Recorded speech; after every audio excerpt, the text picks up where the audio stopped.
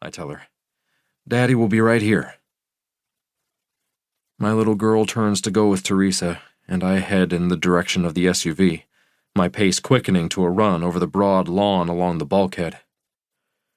Thank God you're here, I call out to the officers. My voice cracks a little, and I reel in some emotion.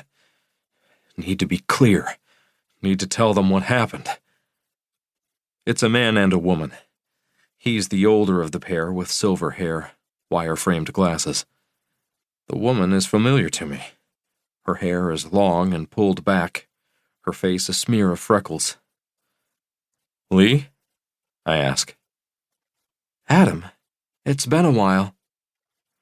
Her partner, who identifies himself as Zach Montrose, gives her an interested look. You know each other? She keeps her eyes on me.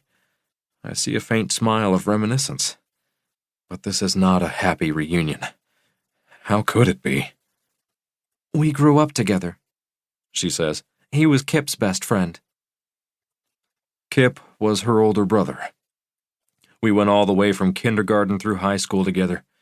He enlisted in the army and never came back from Afghanistan. The last time I saw Lee was at the memorial service the Husemanns held to remember their son. I remember standing in front of the congregation at the Shelton Bible Church and recalling the kind of person Kip was. Shirt off his back, never knew a stranger, always ready to help someone.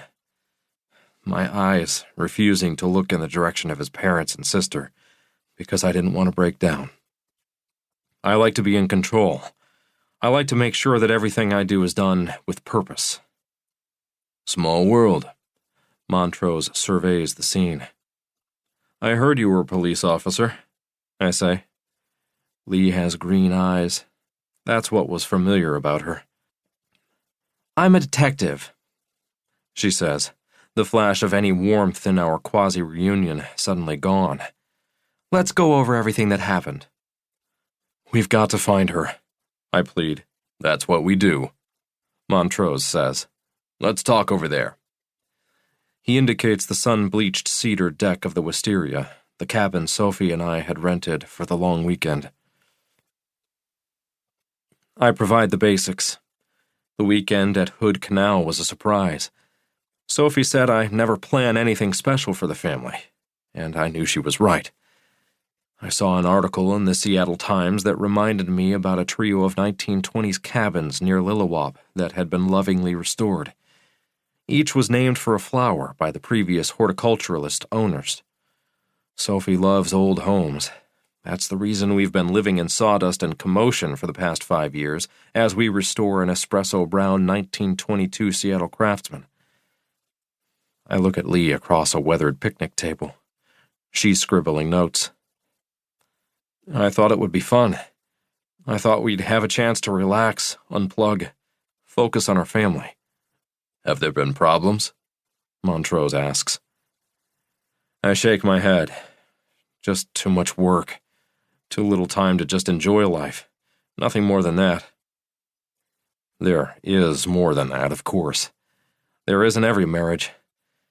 And yet, as I sit there with the detectives, I know that none of that needs to find its way into anyone's notebook.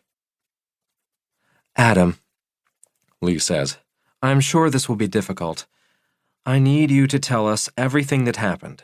Don't skip the slightest detail. What might seem inconsequential to you might be the key to finding out who took your wife. And where she is now, I say. Right, she says. Where she is. That's why we're here. I couldn't get off work from Sky Arrow early Friday because my director was up to her neck in some kind of leadership training that's supposed to make her more effective with our team. She insisted that I stay to run some reports so she could focus on learning more ways to help her team members create work-life balance. The irony of this wasn't lost on me. Sophie and Aubrey took the Seattle-Bremerton ferry and arrived at the wisteria cabin first, at about 5:30. I drove down from the Renton plant where I work and crossed over the Tacoma Narrows Bridge, coming up through Belfair to Lillewop, getting to the cabin a little before 8.